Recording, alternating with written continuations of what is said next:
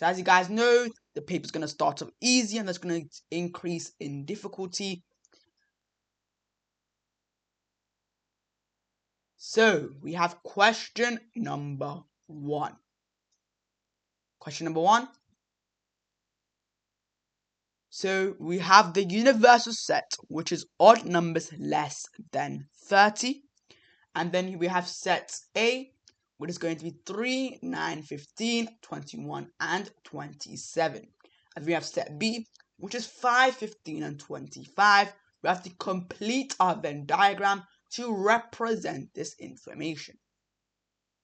So we're going to first of all list out all the numbers that are in our universal sets, okay?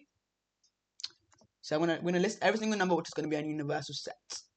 So tomorrow I'm going to be doing the foundation paper. Tomorrow I'm going to be doing the foundation paper for sure. I'm going to be doing the foundation paper tomorrow. And it's going to be for 2 days in a row because I did 2 days in a row for the higher paper as well. Okay?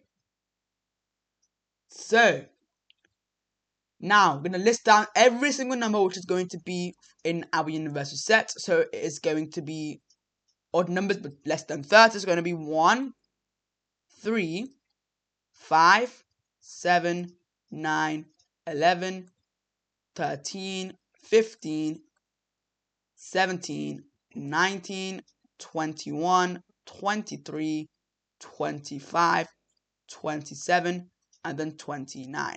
And now I'm listing all of these out because you do not want to miss any number. If you miss one number in your Venn diagram, you're going to get your question wrong. You're going to miss marks. This Venn diagram question is worth 4 marks, so you do not want to miss any number. So to work out the intersection between A and B, what we're going to do, we're now going to see which numbers are common in sets A, Venn diagram A, and Venn diagram B. So as you can see, we have 15 is the only number common in A and B. So we're going to put a 15 over here, okay? 15 is the only number common in A and B. That's going to be there. And then we're going to cross these out. And then once we have done that, we are now going to put them in the individual circles. So we have 3 over here, 3, 9, 21, and then 27. And then we also have in set B, we have 5 and 25. And then once we have done that, make sure you're now going to cross out every single number we have used in our Venn diagram over here. So we haven't used 1 yet. We have used 3, we have used 5, we have not used 7, we have used 9, we have not used 11, not 13, we have used 15, we have not used 17, we haven't used 19 yet, we have used 21, we haven't used 23, we have used 27. And then once we have done that, the numbers which are remaining, we're going to put them outside our 2 circles.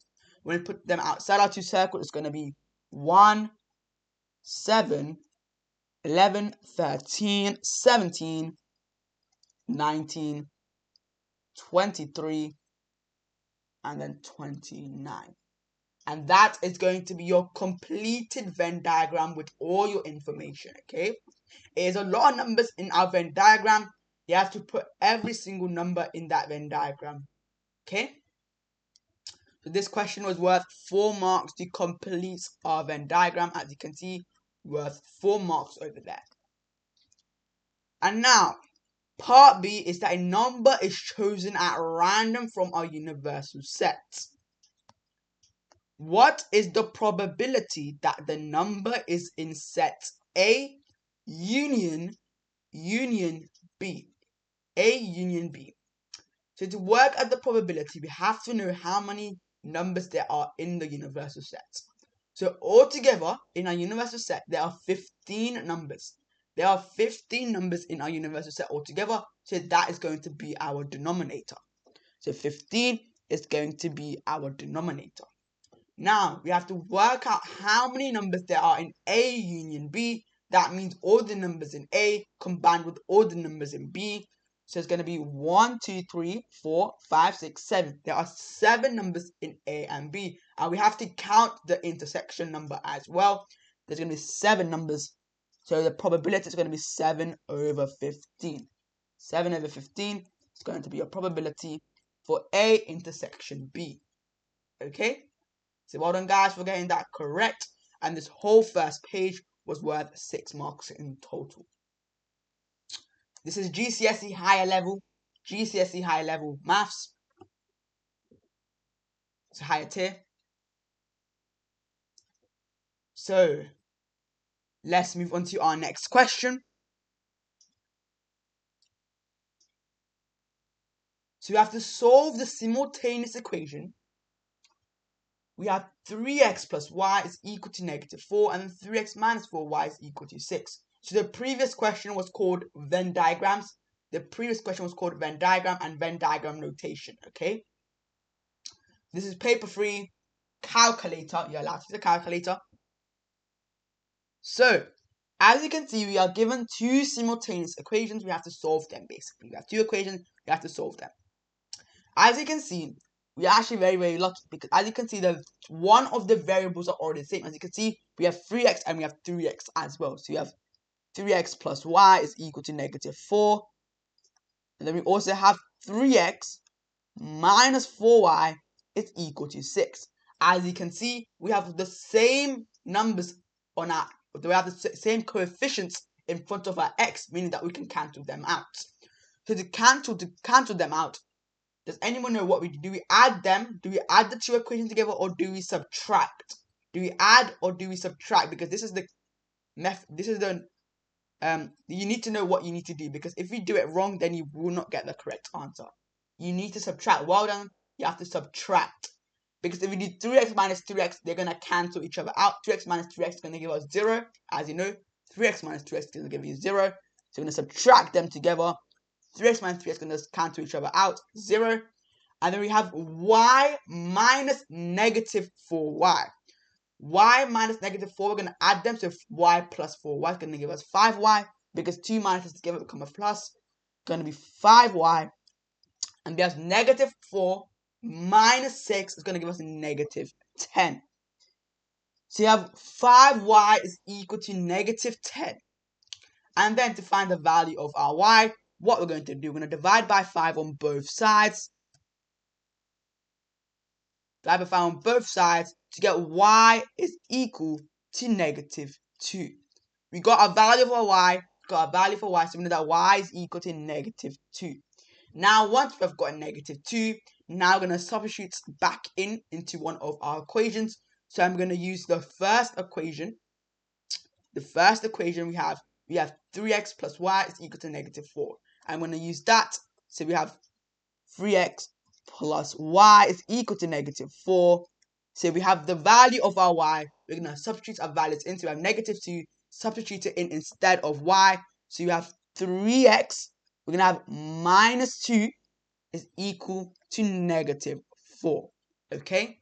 And then we're now going to find the value of our x. This is paper 3, guys, paper 3. And this is Ed Excel. That's the exam board. So now we're going to add 2 on both sides. When you add 2, you're going to get 3x is equal to -2. And then now once we have done that, now we're going to make x on its own. So we're going to divide by 3 on both sides. This is the 2017 paper, 2017. When we divide by 3, we're going to get x is equal to -2 over 3. -2 over 3. And then that's going to be the value of your x. So x is going to be equal to -2 over 3. And that's going to be your value of x. And then y is going to be equal to -2. And that's going to be your solved simultaneous equations. This question was worth 3 marks. So, how did we get 5y? It's because you minus the two equations together. When you minus the two equations together, you do 3x minus 2x, you're going to get 0. That's where they cancel each other out. That's where there's nothing there. And then we have y minus -4y, okay? When we have a negative and a negative together, that becomes a plus. So we have y plus 4y, which is going to be 5y. And that is why we have 5y there. And then we do -4 minus 6, it's going to be -10. And then that's how we get it. And then we solve it for y. Okay? So give a thumbs up in the chat if you're ready to move on to the next question. And guys, do not forget to follow I Do Live every single day, and you don't want to miss it out. Tomorrow I'm going to do the foundation paper for the people that do foundation level. So let's move on to our next question. We have question number 3. The table shows some information about the dress sizes of 25 women. Find the median dress size. You have to find the median dress size. Okay? So, what we're going to do to find the median dress size, first of all, we have to find the middle number. So, we're going to do 25 divided by 2. We're going to do 25 divided by 2. 25 divided by 2 is going to give you 12.5. Now, that is going to be your middle number. That is the number you're trying to land on, 12.5. So, now what we just need to work out, when does 12.5 lie on our size? So, if we do 2 plus 9, 2 plus 9 is going to give us 11. And then, if we do 11 plus 8, we're going to get 17. And then, if we do 17 plus 6, you are going to get 23. So, in the chat, tell me what's going to be the median dress size if you're trying to get 12.5. Where does 12.5 lie in our dress size? So what is it going to be? It's going to be 8, 10, 12, or 14. What is it going to be? It's going to be 12. Well done, guys. 12. Well done, Yaz. Well done, Philip. It's going to be 12. Super simple. That is when it lies.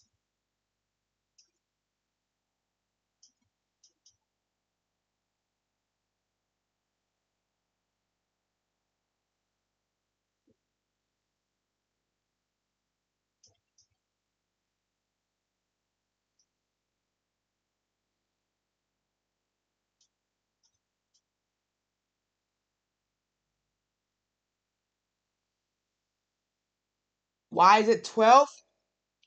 It's because, as you can see, so it's going to be 19 and then it's going to be 25. As you can see, we divided by 2 to get 12.5 because that is the median. When you find the median, we have to find the middle number, right? To find the middle number, we define the median, we divide by 2. Okay? We are now going to divide by 2. That's going to be 12.5. Give me 12.5. Okay? And then we need to find out which dress size 12.5 lands on. Which dress size 12.5 lands on. If we do 2 plus 9, we get 11. And if we do 11 plus 8, it's going to be 19. We know that is going to lie in this part over here, 12. This topic is called finding the median size from a table. Find the median value from the table.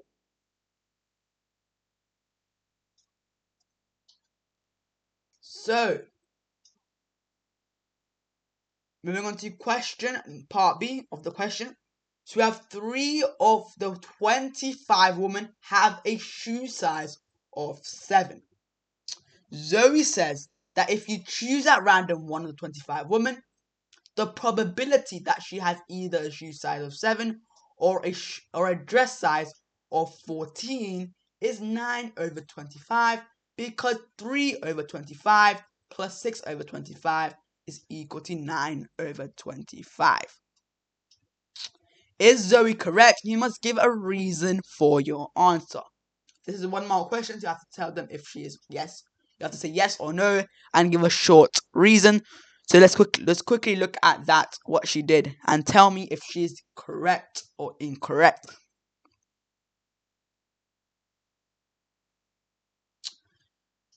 Yes, this is higher tier. It is the higher tier. You're dividing by 2 because you find the median. When you find the median, it's always the middle number. To find the middle number, you divide by 2. So Zoe is incorrect. The answer is a no. It is because some of the women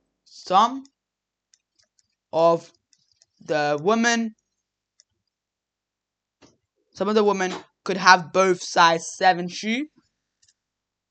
Could have both size 7 shoe and a size 14 dress. So if they both have a size 7 shoe and a size 14 dress, that meant that she had to multiply. But over here she added, that's why she is wrong, okay?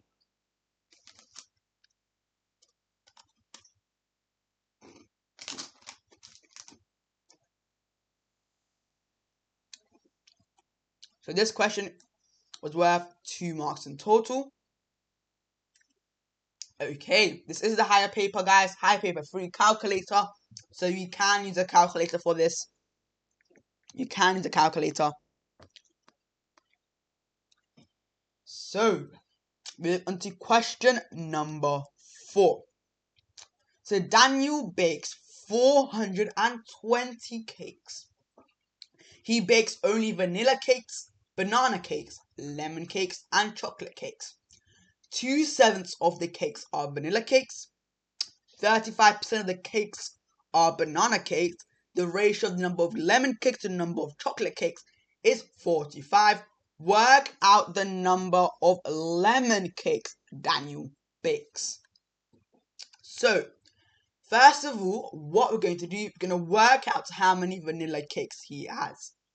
So since it's a calculator paper, you can just do 2 over 7, 2/7 of 420. You're going to get 120 vanilla cakes he makes. That's how many vanilla cakes he makes. Okay? And now, once we have done that, we know that 35% of the cakes are banana cakes. Okay? Now we're going to do 35% of 420. So to do 35% of 420, you can just do 35 over 100 times by 420. That will give you the same answer. Okay? And then that will give you 147 banana cakes. Banana cakes. Okay. And now, once we have done that, we got that, how many banana cakes there are and how many vanilla cakes there are. Now I'm going to work out how many there are, how many lemon cakes and chocolate cakes there are altogether. To work out how many cakes there are left, what we're going to do, we're going to do the total cake, which is 420. We have 420 minus 120 minus 147, which is equal to 153 cakes left. This is how many cakes this is left.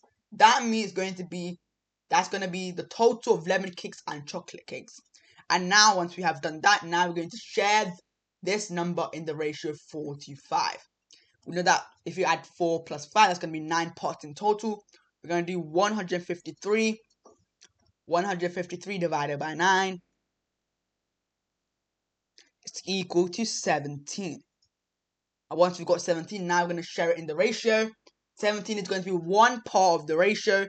So we have lemon cakes to chocolate cakes. That's going to be the ratio of 4 to 5. We're now going to multiply by 17 on both sides. Times this by 17. And also times this by 17 as well. You're going to get 68. And then we're going to get 285. And now once we've got that, our final question says that to work out the number of lemon cakes. So then lemon cakes, as you can see, is 68. And that is going to be your answer, 68 lemon cakes. So Daniel bakes 68 lemon cakes. And that is a 5-mark question right there. Easy 5 marks you can get. Very, very easy 5 marks. This is not foundation, guys. This is not foundation. This is the higher tier. Higher tier. So it starts off easy. We're only on question number 4, so it might look a bit easy than usual. So do not worry if it's not that hard. So let's move on to our next question. We have question number 5. So this question is called sharing ratios and finding fractions and percentages of amounts. Okay, it's like a combined topic. is ratio and proportion and sharing ratios. So in the diagram, AB, BC, and CD are three sides of a regular polygon P. Show that polygon P is a hexagon. You must show how you're working. So first of all, we know that we have to show that P is a hexagon. We know that this is a regular 12-sided shape. As you can, this is a regular 12-sided shape. To work out the regular 12-sided shape,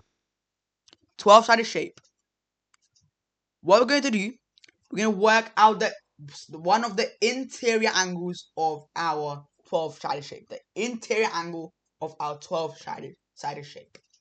So what we're going to do, we know that first of all, we're going to find the exterior angle and subtract it by 180 to find the interior angle.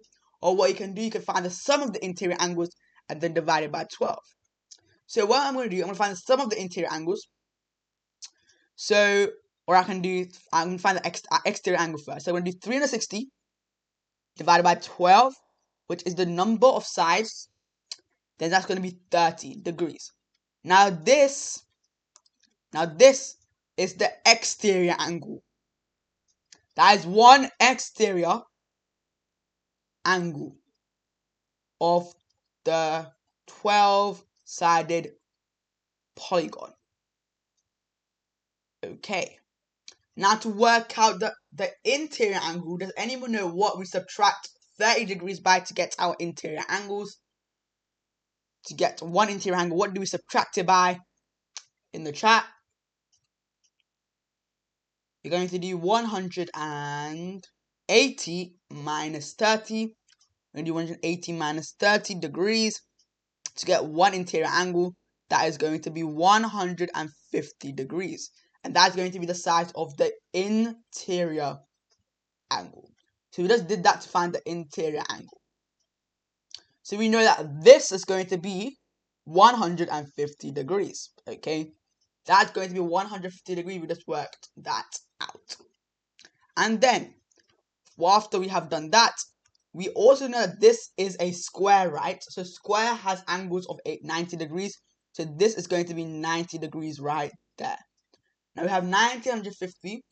Now what we're going to do, we're going to work out the size of this specific angle over here. We're going to find this specific angle over here.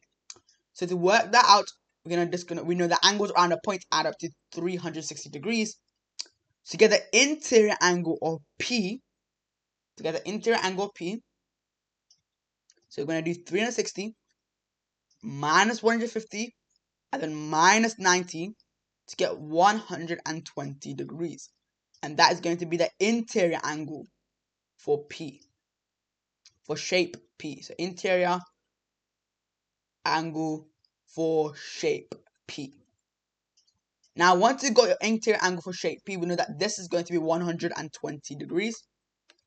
This over here is going to be 120 degrees. Now we've got 120 degrees. Now we have to prove that this is a hexagon. The way we will prove this, we're going to work out the exterior angle first of all of this P shape. So the exterior angle, therefore the exterior angle for P is going to be 180 minus 120, which is going to be 60 degrees. Now this is going to be the exterior angle for shape P.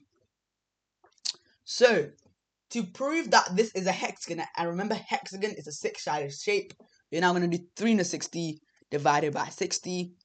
That will give us 6. So therefore, P is a 6-sided shape.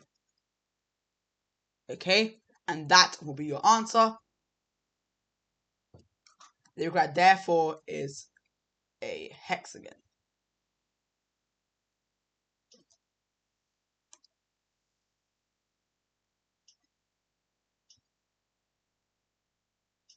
So this is called interior and exterior angles.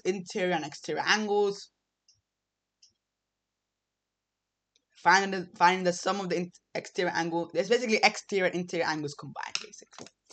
So, what you want me to go over the last bit?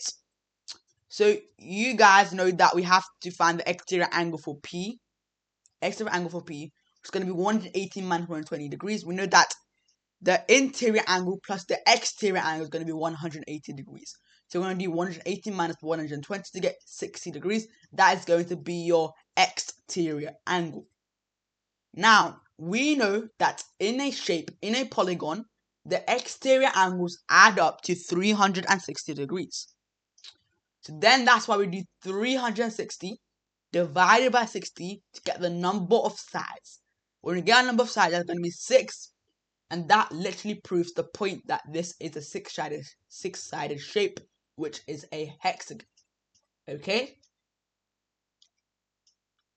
So, give a thumbs up in the chat if you understand and are ready to move on to the next question.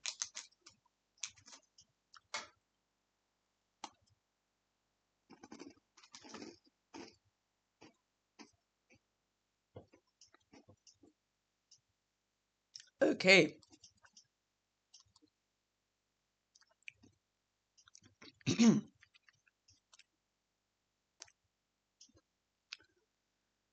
The density of a apple juice is 1.05 grams per centimeter cubed.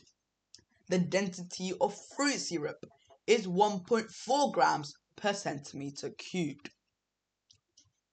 The density of a carbonated water is 0.99 grams per centimeter cubed, and 25 centimeter cubed of apple juice are mixed with 15 centimeter cubed of fruit syrup and 280 centimeter cubed of carbonated water to make a drink with a volume of 320 centimeter cubed. Work out the density of the drink. Give your answer correct to 2 decimal places. So to work out the density of the whole drink, what we're going to do first of all, we are missing one value. Well, one value, we know that the formula for density is density. It's equal to mass divided by the volume. We know the density. We know the volume as well. The one thing we are missing is the mass. We do not know the mass. So we have to work out the mass to work out the density. So to work out the mass, you have to rearrange. And when we rearrange, it's going to be density times the volume to get our mass. So to find the mass of the apple, is going to be equal to the density, which is going to be 1.05, times the volume, which is going to be 25 centimeters. It's going to be 1.05 times 25, which will give you 26.25. Now that is going to be your mass. So I'm going to put grams there. And now, once we have done that, now we're going to do the same thing with the fruit syrup. So the mass of the fruit syrup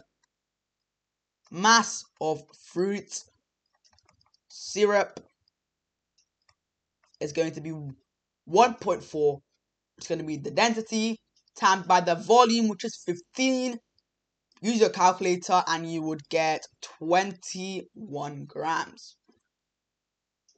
And then lastly, I'm going to do the same thing with the carbonated water. So the mass of water. And then it's going to be the density, which is going to be 0.99, times by the volume, which is going to be 280, times by 280 to give you 277.2 grams. Now what we're going to do, we're now going to work out the total mass of the whole drink. To work out the total mass, we're going to add up all the mass of all the apple, the fruit syrup, and the water, add them all together. So the total mass is going to be equal to 26.25 plus 21 plus 277.2, which will get you 324.45 grams. Now that is the total mass of the whole drink that they created. And then once we have done that, now what we're going to do, we're going to work out the total volume. In this case, you're already given the total volume actually.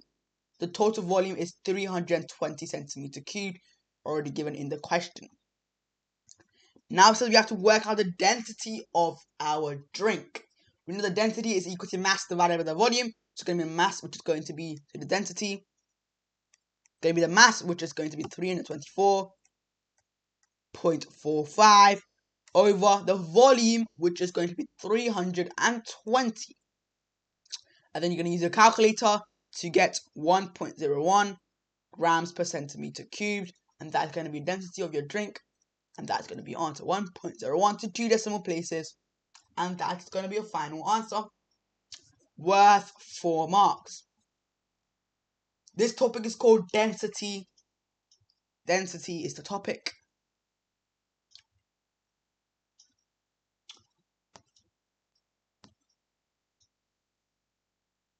So let's move on to our next question.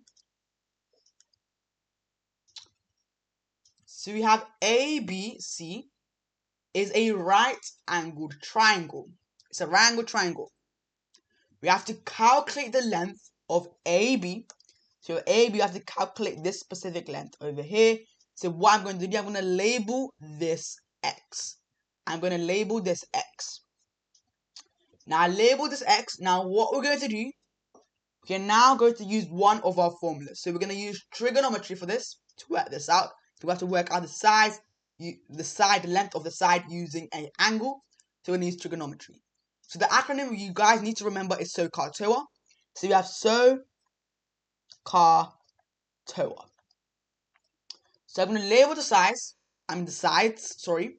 So we have the hypotenuse involved. Let me use a different color pen.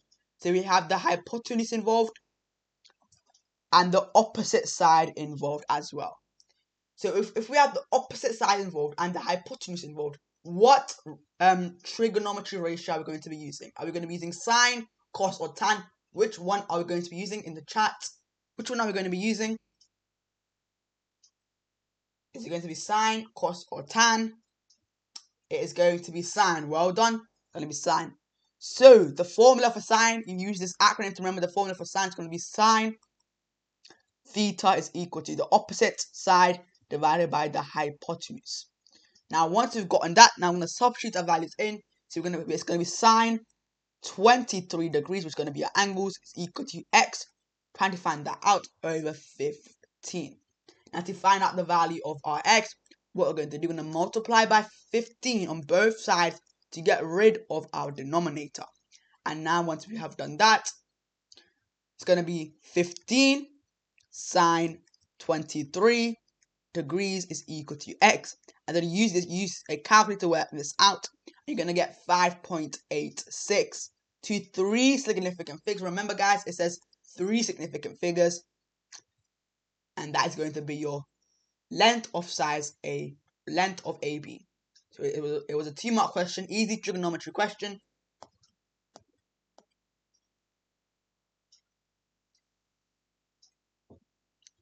So give a thumbs up in the chat if you understand and are ready to move on to our next question.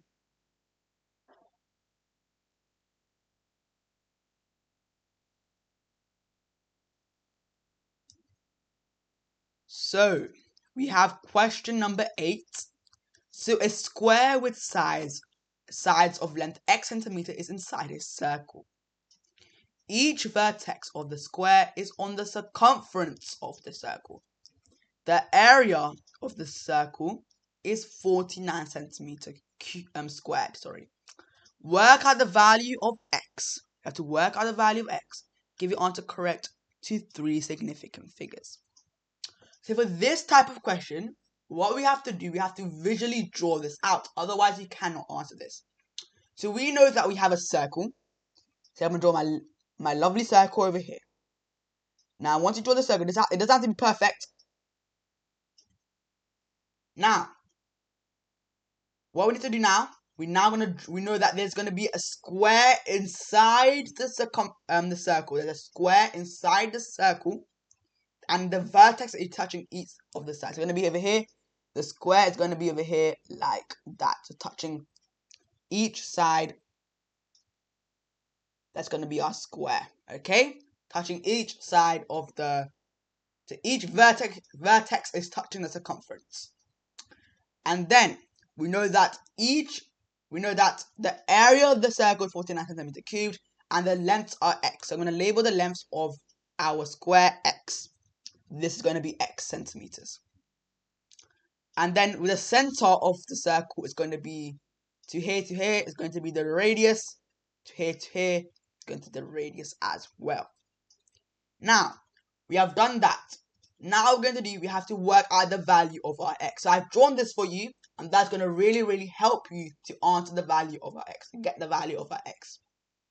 So we know that our area of the area of the circle is 49. So the area of circle is equal to 49 centimeter squared, right? We know that the area of the circle, the formula for the area of the circle is pi r squared, and pi r squared is equal to 49. We know that. What we're going to do now, we're going to rearrange this whole equation to find the value of our r. To find the value of our r, we're going to divide by pi first of all. Divide by pi on both sides. And we've already done that. It's going to be r squared is equal to 49 over pi. And then once you have done that, now we're going to get rid of the square sign. We're going to do the root. It's going to be r is equal to the square root of 49 over pi. Okay?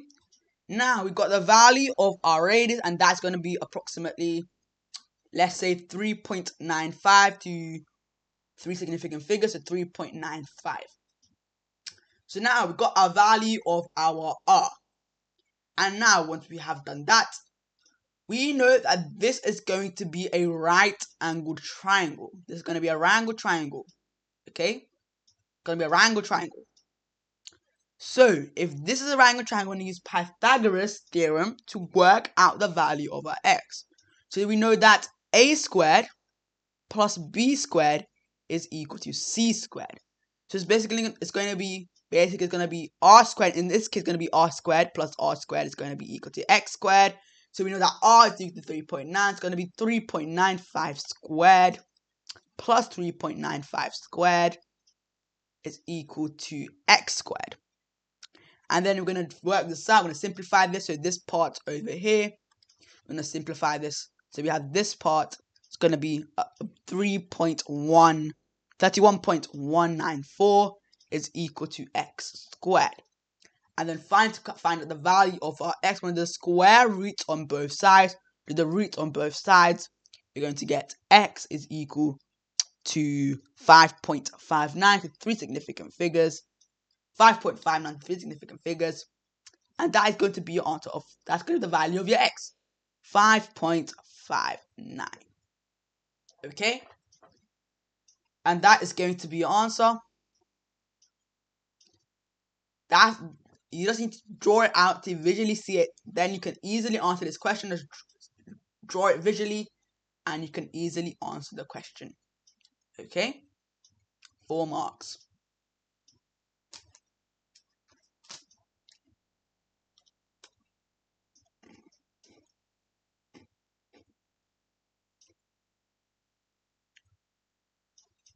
This is paper 3.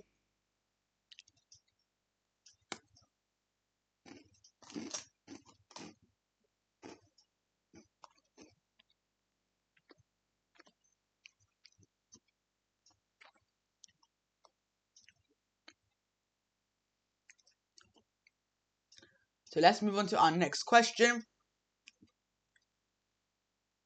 So we have the box plot shows information about the distribution of the amount of money spent by some male students on their holidays. So we have to work out the interquartile range for the amount of money spent by these male students. So, does anyone know how to work out the interquartile range? How do we work out the interquartile range? How do we work it out? How do we work it out?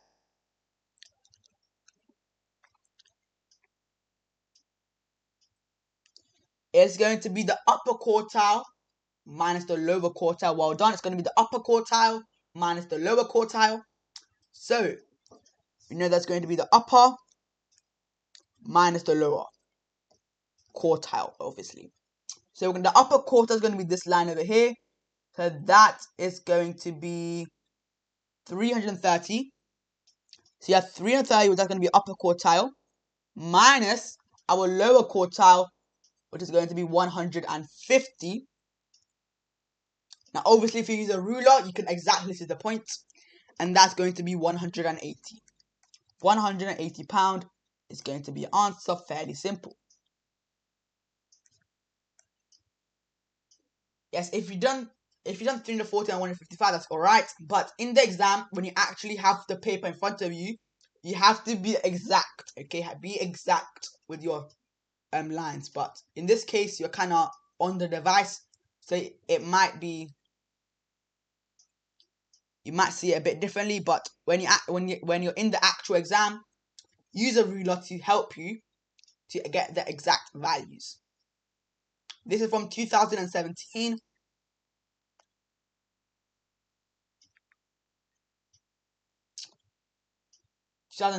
So the table shows some information about the distribution of the amount of money spent by some female students on their holidays. On the grid above, draw a box plot for the information in this table. So I have to draw the box plot. So I'm gonna have to rub this out because I have to draw the box plot now. To draw a box plot, what we're going to have to do, we know that this line over here is going to be the smallest amount. So we're going to draw the smallest amount, it's going to be 60. Now 60 is going to be right over here. I'm going to draw 60 over here. That's going to be our 60. That's going to be the smallest. And our largest is going to be 650. 650 is going to go right over here. And now once we have done that, we've got our smallest and our largest. Now we're going to do our median. Now our median is 300. I'm going to put 300 right here.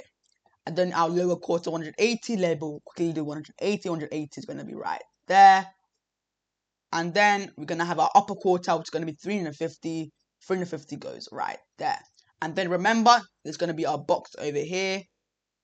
Box, box, and then connect them like that. And that's going to be your box plot. I did it quite rough, but remember to use a ruler and a pencil just in case you make a mistake. This is paper 3, higher level, and this is from the 2017, I think. 2017. Edexcel.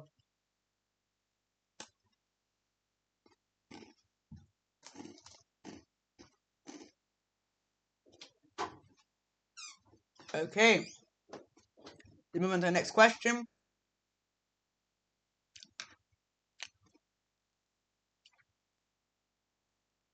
Now it says, the box plot shows that the female students spent more money than the male students. Is Chris correct? Is he correct? So actually, there are actually two that you can actually say yes or no. You can say yes and no, but you have to back up your answer. So what I would say, I would say Chris is incorrect because males spent the greatest amount of money. The greatest value for males is greater. So I'm gonna write Chris is incorrect. Then I'm gonna write no. And then I'm gonna write the highest amount spent by the boys is more. The highest amount spent by the boys is more. Now, we've done that. That was easy 1 mark question to get. Now, the whole box block question was worth 5 marks in total. 5 marks right there. And remember, guys, this is a calculator paper. Now, this is when the calculator comes in handy. The next question we have when we have interest question. So, we have no, I don't know how to pronounce that name, but someone invests £6,000 for 5 years. The investment gets compound interest of X% per annum. At the end of 5 years, the investment is worth exactly £8,029.35. Work out the value of our X. So we're gonna write this as a equation. So she starts off with £6,000, and then she get an interest of 6% for 5 years. That's gonna be a power of 5, and she ends up with £8,029.35. Now, what we're going to do now, we're going to rearrange this to find the value of our X. So the first thing we're going to do, we're going to divide by 6,000 on both sides. So divide by 6,000 here, and divide by 6,000 here as well. The only divided by 6,000 is going to be X to the power of 5 is equal to 1.338225. And now, once you got the value of your we have X to the power of 5 now to cancel out, get rid of our power of 5. What we're going to do now, we are now going to do the fifth root on both sides. So we're going to have X is equal to the fifth root of 1.338225. And then use a calculator to work that out, and I have to find the value of our X. So then we know that X is going to be equal to 1.059. X is going to be equal to 1.059. And remember, guys, that is now our multiplier. That is our multiplier. So if that is our multiplier, now we have to work out what the actual percentage is that of the actual interest is. That is our multiplier to work out the actual percentage. What we're going to do, we're going to divide. We're going to first of all minus 1. That'll be 0.59 times it by 100 is going to be 5.9%. Round it up to 6. So we're going to be 6%. 6% interest. Okay. This question was worth 3 marks.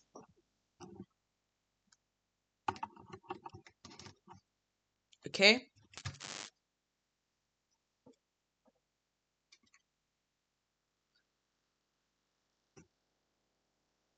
This question is worth 3 marks. It says to find the value of the X. This is our multiplier, okay? This is our multiplier.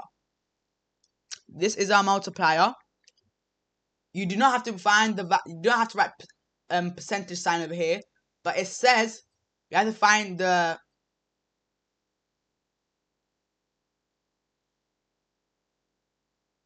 yes, I got 5.9% when I multiplied by 100. Remember, we are increasing it.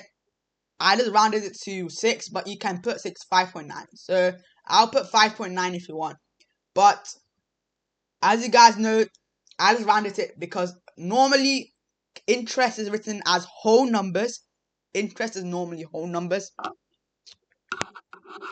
So I just wrote it as 6%, but you can put it as 5.9% as well. Doesn't matter. But you get what I mean, okay? So let's move on to our next question. So we have question number 11. So Jeff is choosing a shrub and a rose tree for his garden. At the garden center, there are 17 different types of shrubs and some rose trees. Jeff says that there are 215 different ways of choosing one shrub and one rose tree. Could Jeff be correct? So what we're going to do, we have to work out if he is correct. So do you guys know what the product rule for counting is? So we have to do 215. So the opposite of 215 divided by 17. Now when you do 215 divided by 17, you're going to get a long decimal, which is going to be 12.647. And then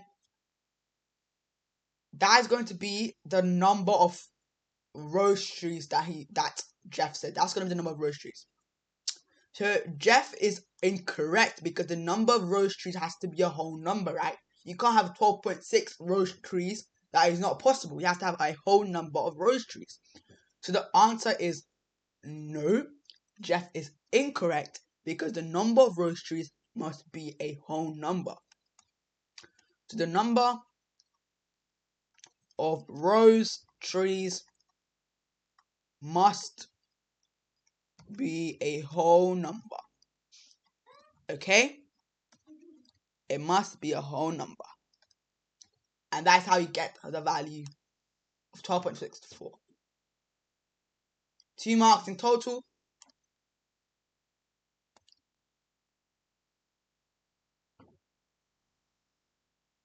Yes, this is the higher one. This is the higher tier. Let's move to question number 12. So we're going to look at combining ratios now. So we know that the points A, B, C, and D lie in order on a straight line. We have to work out the ratio A to B to C to C to D. So this is a type of combining ratio when you do not have any common letter or number, and you don't have any common letters in your two ratios. So what we do, you look at the number of parts altogether. So we know that in the first ratio, we have 6 parts in total. We have 6 parts in our first ratio. And in our second ratio, we're going to do 7 plus 8. There's going to be 18 parts. Now we got that. Now to make the two ratios to have the same number of parts, we have to multiply the first ratio by 3 to make them both 18. Multiply this first ratio by 3. When you do that, that's going to become 3 to 15. That's going to become 3 to 15. Now we got that. Now I'm going to write it now again. So the ratio A, B to B to D, and the ratio A to C to D. That is going to be, A to B is going to be 3 to 15, and then AC to CD is going to be 7 to 11. Now the reason we can actually put them together now is because they have the same number of parts, and now we can actually represent this on a number line to help us work out what A to B to C and to C to D is, the ratio, okay? So now we're going to draw like a very straight line. We're going to label this A, B, C, and we have D right there. So we know that from A to B, this is going to be 3 parts. From A to B, this is going to be 3 parts. Now, I recommend you drawing the number line because it actually helps you to visualize it. And then we have B to D. We have B to D. That is going to be 15. So B to D, we have 15. And then we have A to C. A to C, this is 7. A to C is 7. And then we have C to D, which is 11. And now once we have gotten that, now what we can do, we can now work out the ratio. So we know that the ratio, the length of A to B is 3. As you already know, A to B is 3. As you can also see in the number line, A to B is 3. It's going to be 3 to B to C. We have to work out B to C. To work out B to C, we know that have to do 7 minus 3. That's going to be 4. B to C is going to be 4. And then we have to work out C to D. C to D is going to be 15 minus 11, which is going to be, it's going to be 15. Wait, B to C is going to be 4. And then we have to work out C to D, sorry. C to D is going to be 4. 15 minus 4 is going to be 11. It's already labeled there. And then that's going to be a ratio 3 to 4 to 11. Okay? 3 to 4 to 11. So I would actually recommend you drawing the line and plotting like how much it is. Like how the length of A to B, B to C, and C to D is to work out the ratio. How do you know to multiply by 3? It's because we have 6 parts over here and we have 18 parts over here. You want the same number of parts, okay? We want the same number of parts. Now to make the same number of parts, we can multiply this ratio by 3 to get 18 parts on both ratios. This will turn into 18 parts. That's why we're going to multiply it by 3. Only the first ratio to make it 18 parts. This ratio over here is only 18 parts. Okay?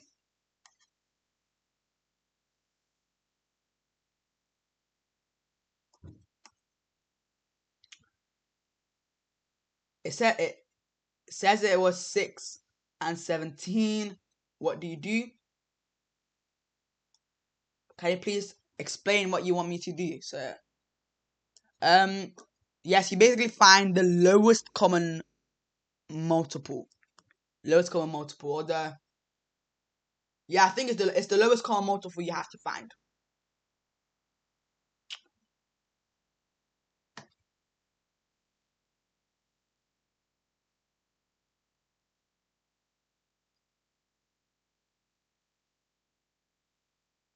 So if it was 6 and 17, what do you do? Oh. So you would just... If it was 6 and 17 parts, what you would do is that you would just do 6 times 17. You would do 6 times 17, so you would... If this was 6 and this was 17, you'll multiply this first one by 17 and this second one by 6 to get the common factor, the lowest common factor, or the lowest common multiple, sorry. You need to find the multiple. It can be the biggest lowest common multiple, but you have to find the lowest common multiple, okay?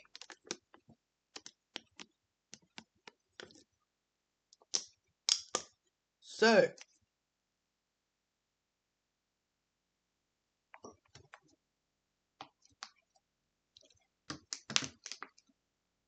let's move on to our question number 13. We have to write down 3 inequalities that define the shaded region. So, to define that shaded region, as you can see, we already have some lines that are drawn for us.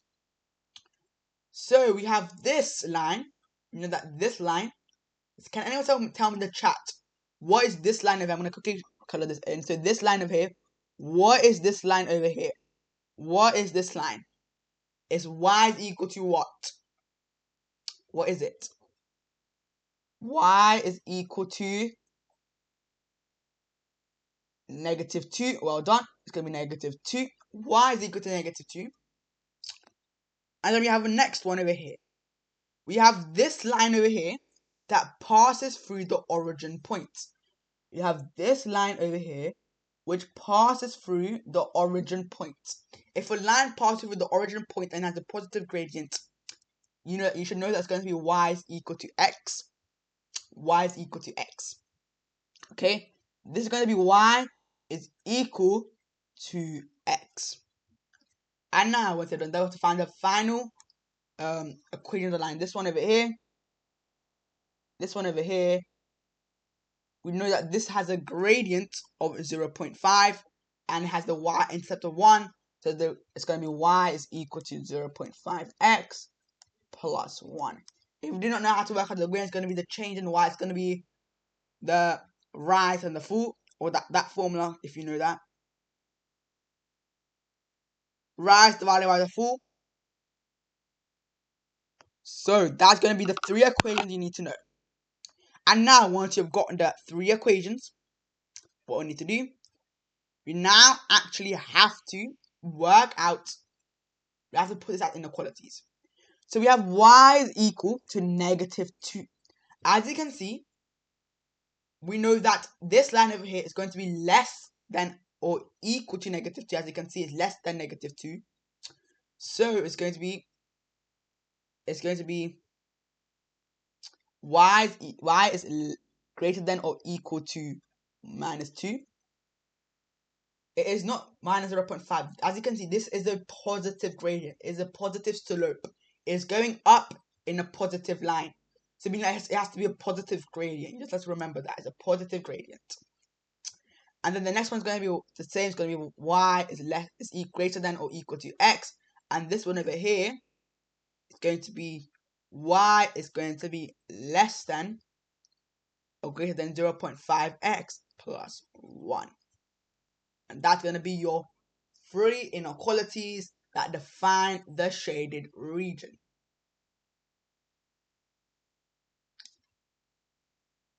So that was worth 4 marks in total. That's a lot of marks. 4 marks in total.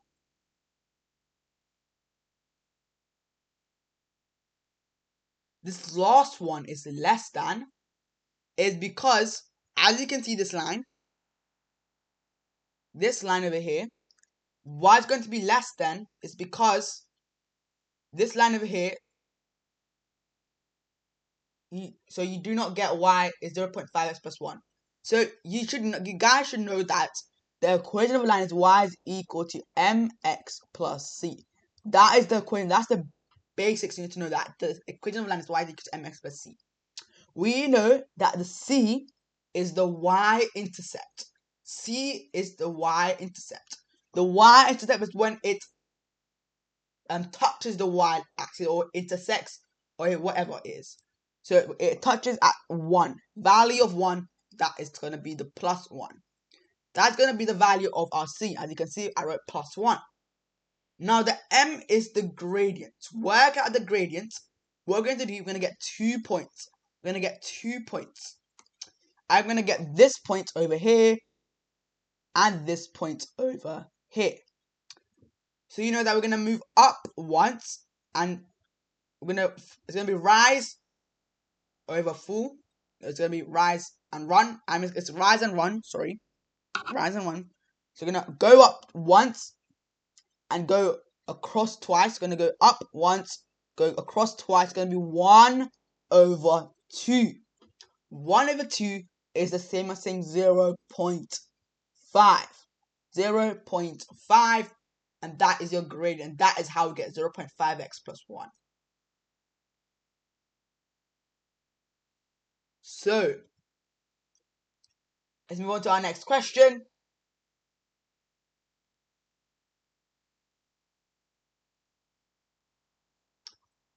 So we have question number 14. We have to simplify x squared minus 16, and we have over 2x squared minus 5x minus 12. So this is an algebraic fraction.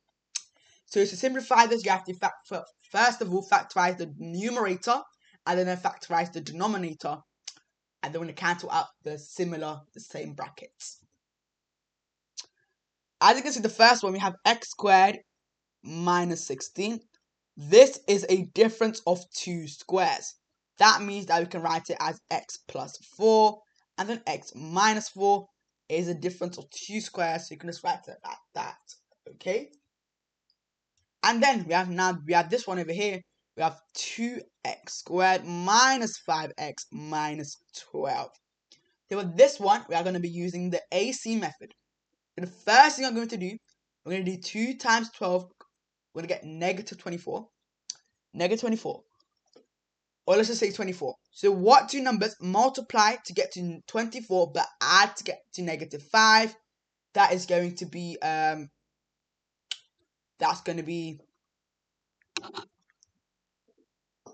2. It can't be 2 and 12. It's going to be 8 and 3. So we're going to be using the 8 and 3. The numbers 8 and 3. Now we have to work out which is going to be negative and which is going to be positive.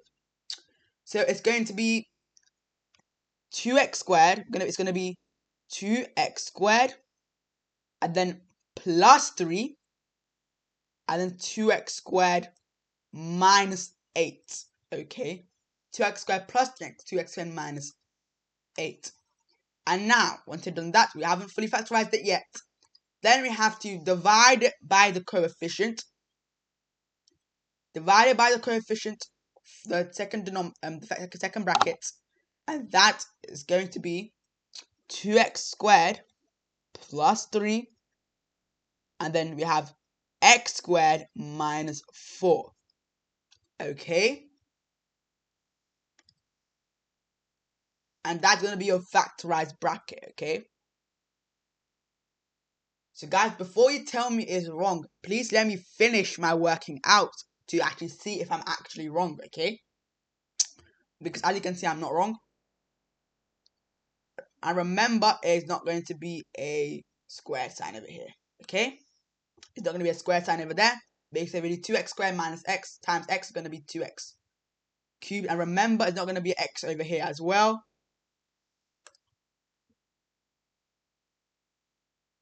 And I know it's not 8 and 3, but you use 8 and 3 to get 4 after that, okay?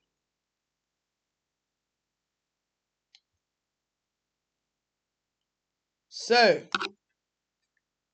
when you factorized it, we're gonna put our two brackets, our two factorized, we're gonna put our factorized numerator and our factorized denominator together.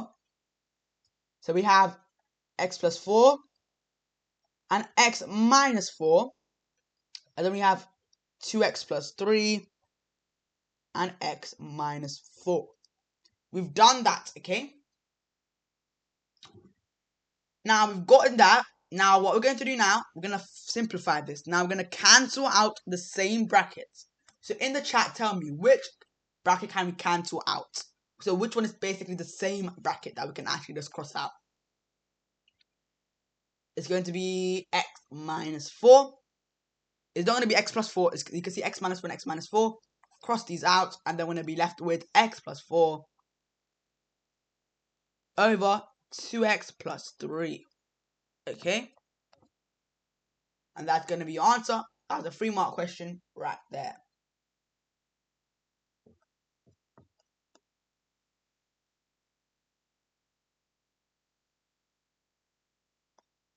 And then we have part B. We have to make V the subject of the formula. We have W is equal to 15. The bracket is T minus 2V over V. So, what we're going to do first of all, we're going to expand this out. Expand our numerator out. So we're going to have W is equal to 15T minus 30V over V. And then now, once we have done that, what we're going to do now, we are now going to divide by V on both sides. Divide by V on both sides. We're going to get multiply by V, sorry. Did that wrong, so multiply by V. You did the opposite, sorry. So you're going to multiply by V on both sides to cancel out the denominator. We're going to get WV is equal to 15T minus 30V. Now to make V the subject, we're gonna make all the V's go into one side. So we're gonna make all the V's go on the left hand side. So we're gonna plus 30V now. Plus 30V on both sides. So that's gonna be WV plus 30V is equal to 15T. And now, can anyone tell me what to make V the subject? We have to now factorize this, okay? So factorize it, we're going to make actually V the factor, we're going to factorize out. So we're going to get V out, it's going to be W plus 30 is equal to 15T. And then we're now going to divide by our bracket, divided by our bracket on both sides. And we're going to get V is equal to 15T over W plus 30. And that is going to be your answer, W plus 30. This whole question was worth 6 marks in total.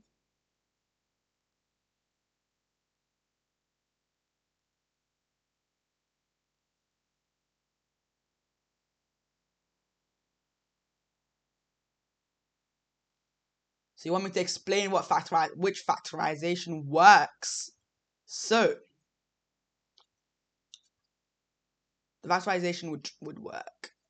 So basically what I did, I used the AC method. Do you guys know what the splitting the middle method is?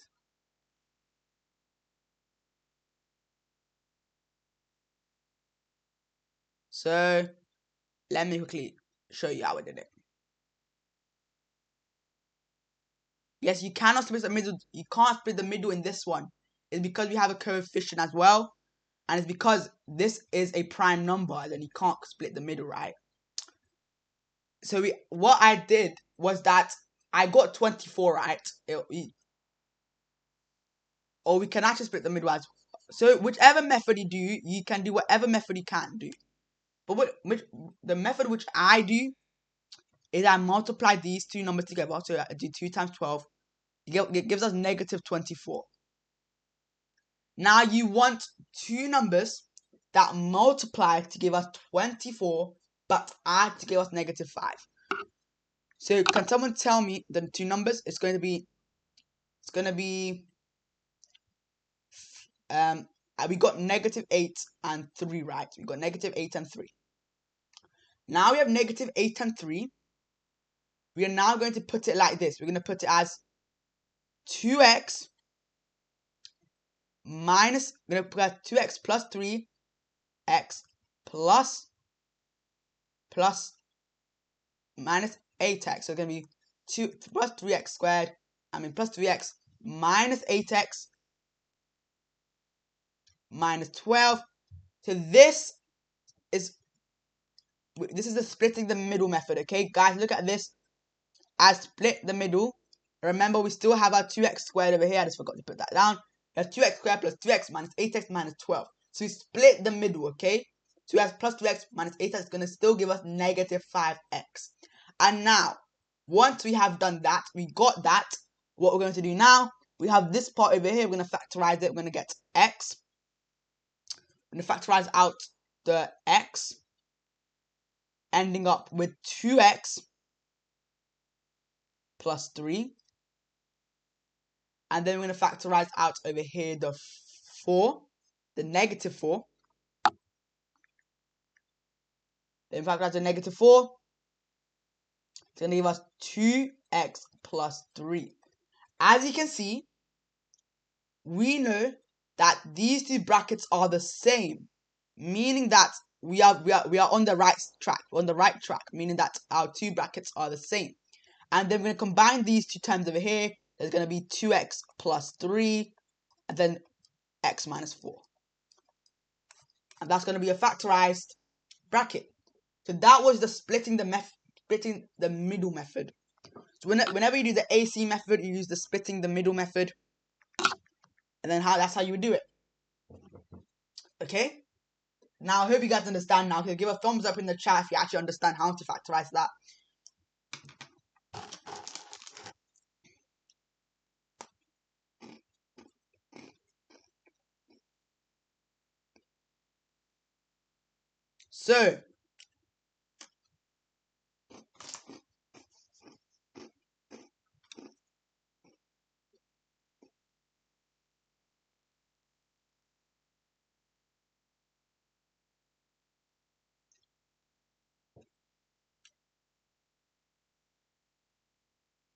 So the area of the triangle ABC is 6 root 2 meters squared.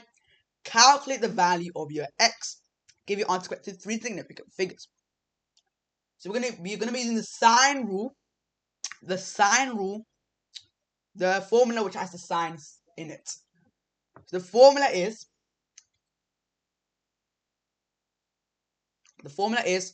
half then times by AB sine C is equal to the area to 6 root 2. You want me to go back?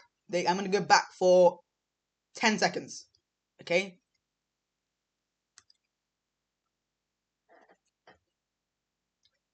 I know that is not the sine rule, guys. That is the formula to find the area of the triangle which has the ratio of the sine. Okay? Which has sine. Yes, that is finding the area of a triangle which has the sine thing in it. Okay? So, there you go. So now we have our formula. I think you should memorize it. It's probably best you should memorize it, but I think it might be in the equation sheet. I do not know if it's in the equation sheet. So now I'm going to substitute our values in. Remember, this is going to be your A, B, A here and B there. And then your C is going to be your angle. Substitute them in. It's going to be half. Then A is going to be x plus 3. B is going to be 2x minus 1. And then sine 45 degrees is equal to 6 root 2. So we have to find the value of our x. So what we're going to do now, we know that sine 45 degrees is actually equal to root 2 over 2. So we have half, and then we have x plus 3, and then we have 2x minus 1, and then it's going to be sine 45 degrees can be written as root 2 over 2, which is equal to 6 root 2. And now, once we have done that, now we're going to multiply by 2 on both sides to get rid of this fraction. Multiply by 2 over here, multiply by 2 over here to get rid of our fraction. So we're going to end up with x plus 3, 2x minus 1, root 2 over 2, which is equal to 12 root 2. And now, once we have done that, now what we're going to do now, we're going to multiply by root 2 over 2, or let's say divide by root 2 over 2. So you divide, so we're going to be timesing by 2 root 2 basically. So if we do the reciprocal, timesing by 2 root 2,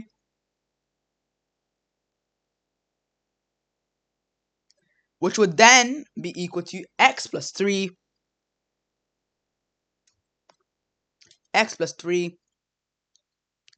then 2x minus 1, which is equal to 24. Remember, these two will cancel each other out. 2 times 12 is going to be 24, okay? And now, once we have done that, now we're going to expand this out.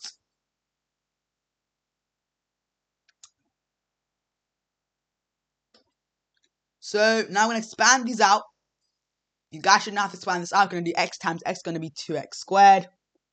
So we have 2x squared. And then we're going to do x times 1 is going to be minus x. Then 3 times positive 2x is going to be plus 6x. And then minus 3 is equal to 24. And now, what we're going to do now is that we're actually now going to, since this is a quadratic, we are now going to make this equal to 0. So we're going to minus 24 on both sides. When you minus 24 on both sides, you're going to get 2x squared plus 5x minus 27 is equal to 0. Okay? Now we've gotten that. Now we have to actually solve this. We have to find the value of our x. We have to solve this. Where did I get the 2x squared from? Is because I got it from here. We did x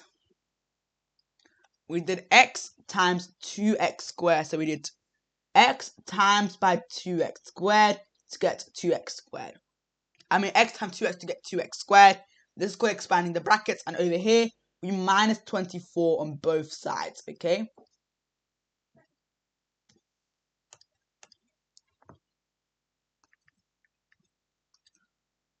So now we're going to be using our quadratic formula to work this out. So we know that the value of our a is going to be 2, the value of our b is going to be 5, and the value of c is going to be negative 27. Where did the half go? Because when we multiply by 2 on both sides, the half is going to cancel out. If we do a half times 2, it's going to go as 1. It's gone. And then that's why you get 12 root 2 over here. Then you're going to use a quadratic formula to work this out. So we're going to have x is equal to minus 5 plus minus square root of b squared, which is going to be 5 squared minus 4a, which is going to be 1, c, which is negative 27, over 2a is going to be 2 and then 2. And then you're going to find two values of your x. When you find two values of x, the two values of x are going to be x is equal to 2.63, and then x is equal to negative 5.13. Now, guys, as you can see, we have two values of your x. So does anyone know in the chat? In the chat, tell me which is going to be the value of x. We have two values of x, which is going to be the value of x. Remember, one is positive and one is negative. So what is going to be the value of our x?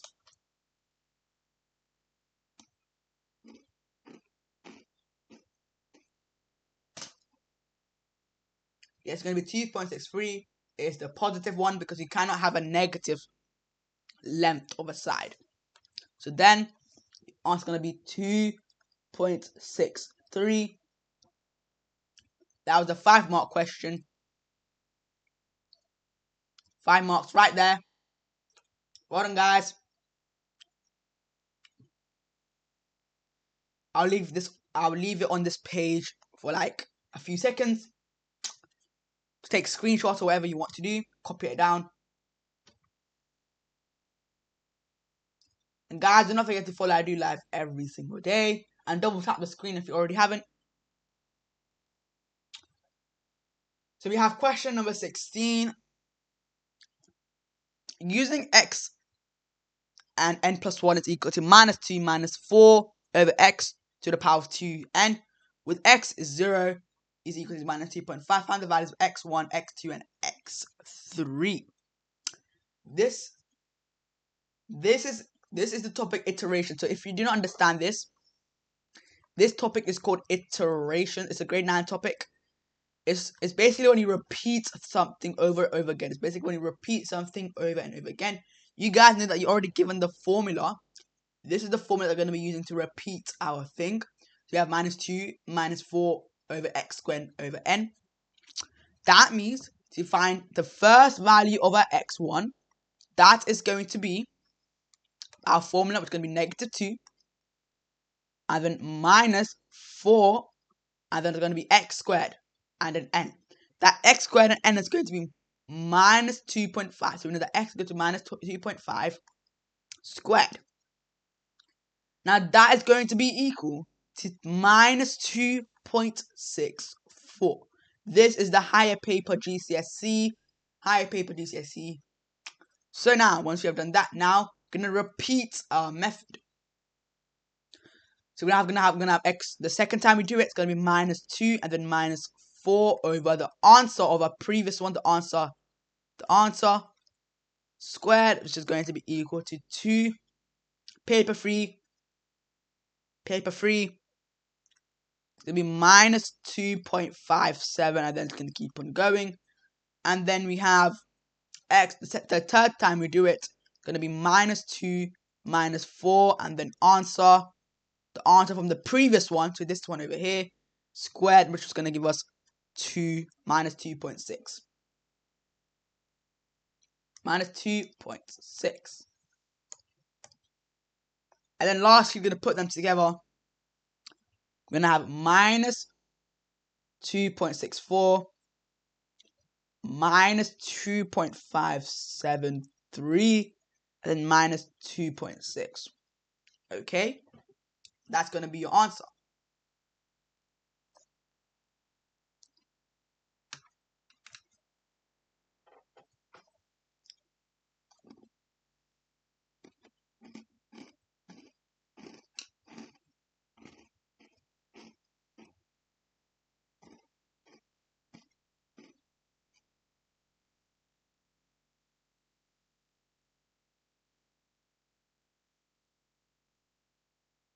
So now part B, you are asked to explain the relationship between the values of x1, x2, and x3 and the equation x cubed plus 2x squared plus 4 is equal to 0.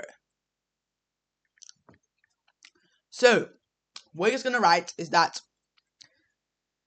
we're going to write they are estimates for the solutions. They are estimates of the solutions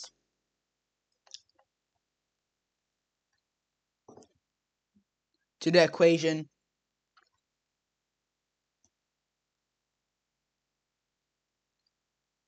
x cubed plus 2x squared plus 4 is equal to 0, because when you rearrange this, it's going to give you that, okay? Yes, this is calculator. That is why we can do this. That's the... You guys think it's going to be it can't be a non-calculator paper because you can see that you cannot do this in your head.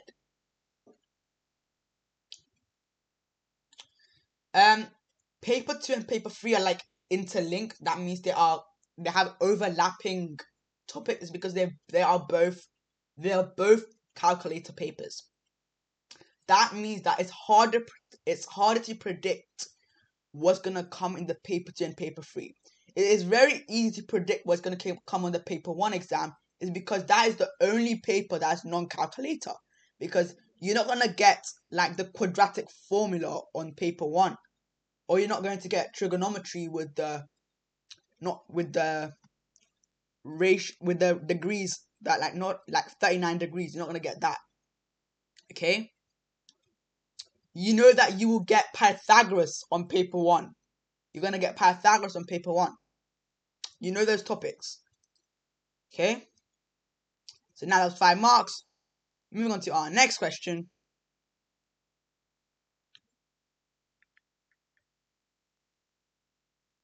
I'm going to skip through to circle theorems.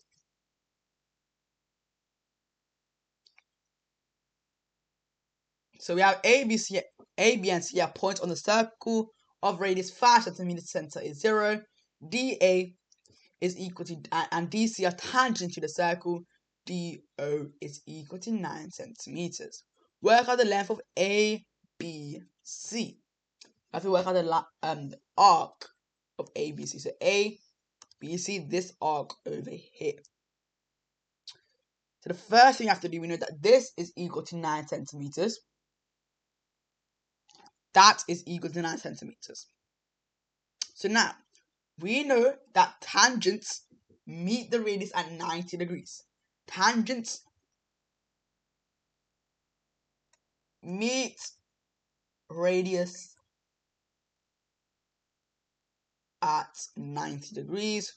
So you will know that this angle over here has to be 90 degrees. Okay, now we've got 90 degrees. Now what we're going to do now, you're going to work out the angle, this angle over here. Work out this specific angle over here to work out what the other angles are basically, okay? We're going to be using trigonometry. So I'm going to quickly draw this triangle so we can actually see it properly. So we have basically this triangle over here. We have 5 over here. We have 9 over here. We have x degrees, and this is a right angle triangle. So I'm going to label this as the hypotenuse over here and the adjacent over there. So you should know that we're going to be using the cos ratio. There's going to be cos theta is equal to adjacent divided by the hypotenuse, meaning that we're going to do cos x degrees is equal to 5 over 9. You have to find the value of x, so you have to do the inverse of cos. You're going to get x is equal to the inverse of cos 5 over 9. And then the x is going to be equal, and that is going to be equal to 56.251. That is going to be the value of our x.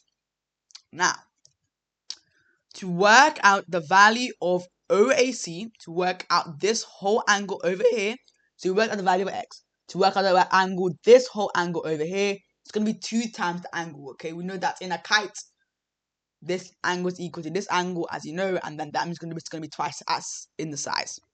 So to work out the angle OAC, so angle AOC, it's going to be 2 times 56.251, which is going to give you 112.5. Remember, you can use a calculator for that.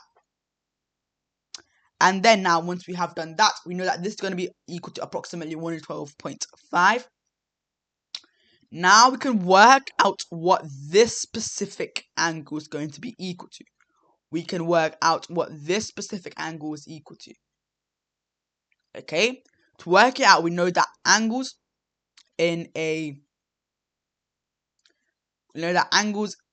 actually we can work out. We're actually supposed to work out this angle over here. We actually don't need to work out this angle. We're going to work out what this angle over here is. So we know that angles around a point add up to 360 degrees. So we're just going to do 360 minus 112.5, which will just give you 247.497.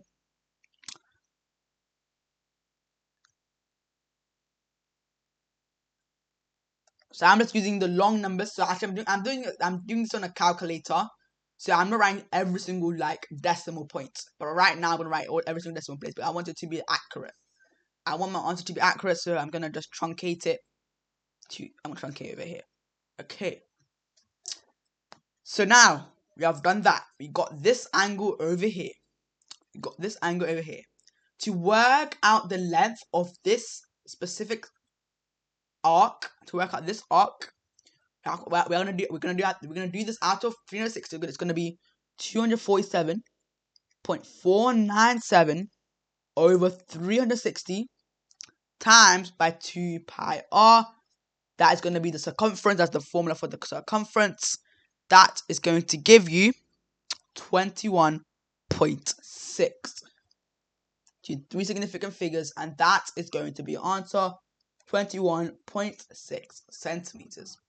And remember, this question is worth 5 marks in total. 5 marks.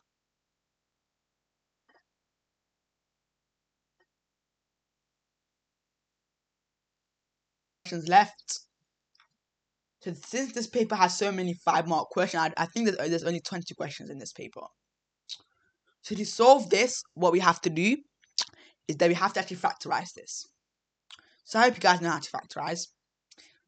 We're going to be using our splitting the middle method. So we're going to be using the AC method. So we're going to do 2 times 2 and give us -4. We know we're going to split this up. So it's going to be -3 and it's going to be -3, or let's say -1 and plus 2. It's going to be -1 and plus 2.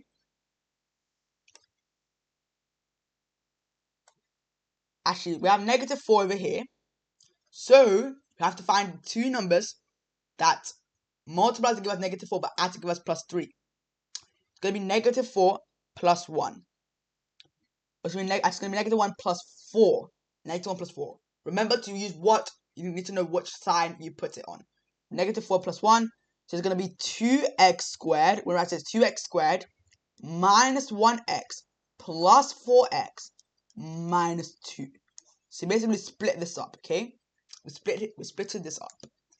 And then, now once we have done that, now what we're going to do now, we're going to quickly get this part over here, factorize out the x. When you factorize out the x, it's going to be 2x plus 1. Actually, -1, sorry. -1. And then, to get this part over here, factorize out the 2, we're going to get 2x minus 1. As you can see, we have this and this, they are the same, meaning that we are on the right track. That means this is going to be one of the brackets, and then our second bracket is going to be x plus 2. That's going to be a factorized bracket. Why is it -4? It's because we did 2 times -2. It has to be a -4. It's the A times C method. So now, once we have done that, we're now going to find the value of x. So the two values of x has to be, x will have to be equal to 1/2, or it has to be equal to -2. Okay?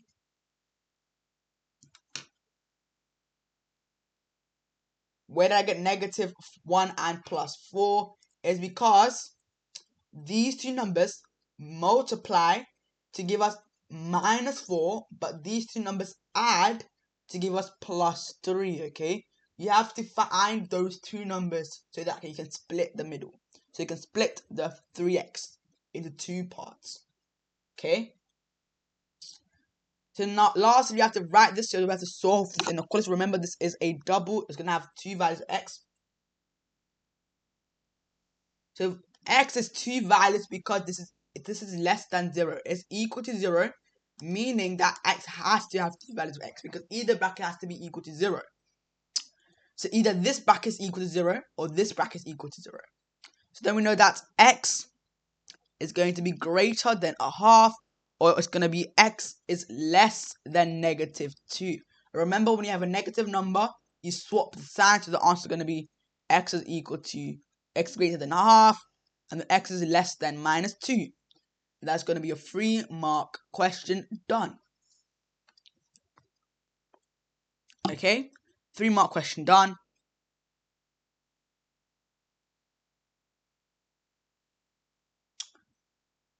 So let's move on to our next question. So give a thumbs up quickly if you're ready to move on to the next question, and ask me questions if you are struggling. And I think it might be our last question. This is 2017. So the equation of a curve is y is equal to a to the power of x. A is the point where the curve intersects the y-axis. State the coordinates of A. So whenever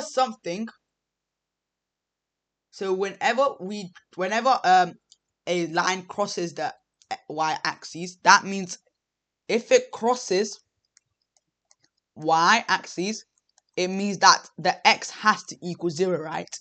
The x has to equal 0. Meaning that to find the value of our y, we know that y is going to be equal to a to the power of 0. When a number is put to the power of 0, what is it equal to? So anything to the power of 0 is equal to a 1. Anything to the power of 0 is equal to a big 1. That means our coordinate is going to be 0 to 1. Our x is going to be 0, y is going to be 1, and that's going to be a coordinate 0 to 1. That was a simple one. That's 1-mark question. And then we have the equation of a circle. C is x squared plus y squared is equal to 16. The circle C is translated by the vector 3, 0 to give circle B. Draw a sketch of circle B. Label with coordinates with center of circle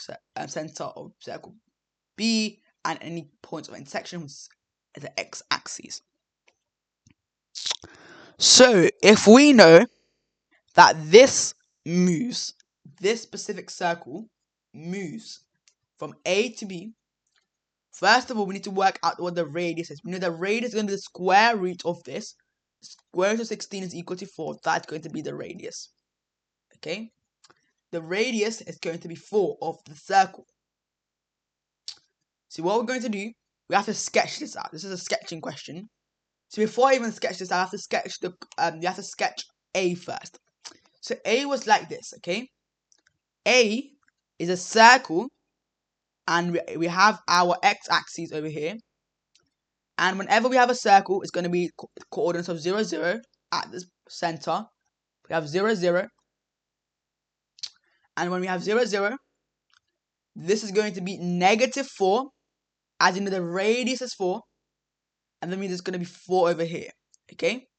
It's going to be 4 over here, -4 over here. Remember, the radius is -4. I mean, it's 4. The radius is 4, so it's going to be -4 over here, 4, 4, -4. I will explain the previous questions after I finish this one, okay? I'll read the previous questions when I read this one, okay? So now, we have done that. That is our circle A. But we are actually asked to sketch circle B. But remember, actually, this is circle C, sorry. This is not A, this is C. This is circle C. It says draw a sketch of circle B, and it's translated by a vector 3, 0. That means it moved 3 spaces to the right.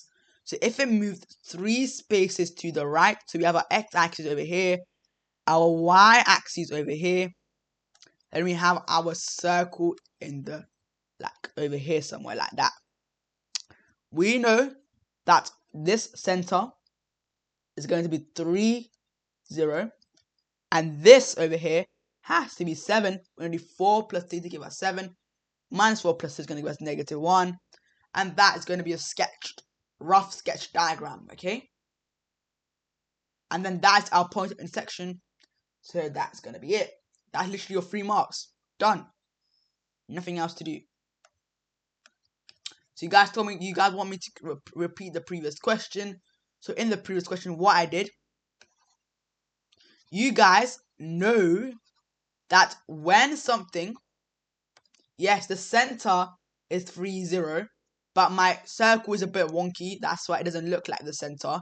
So if I draw it like this, that should, my circles are a bit wonky, but remember, you can use a compass to draw this circle. So we know that whenever something intersects with the y-axis, the x is always equal to 0. X is always equal to 0 when something crosses the y-axis, okay? So we have to work out the value of y. We already know the value of our x. We know that x is equal to 0. We need to work out the value of our y, value of the coordinate. To do this, we know our formula. Our formula is y is equal to a to the power of x. A to the power of x. We're going to do a. We know that y is equal to a to the power of 0. Okay? Can someone tell me, if something is to the power of 0, what is the value? If something to the power of 0, what is the value of something is to the power of 0?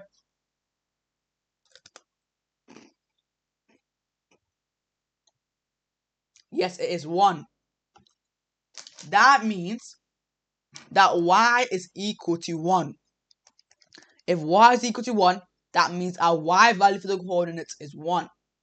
That is our final one. That's how simple it is. It's 0, 1.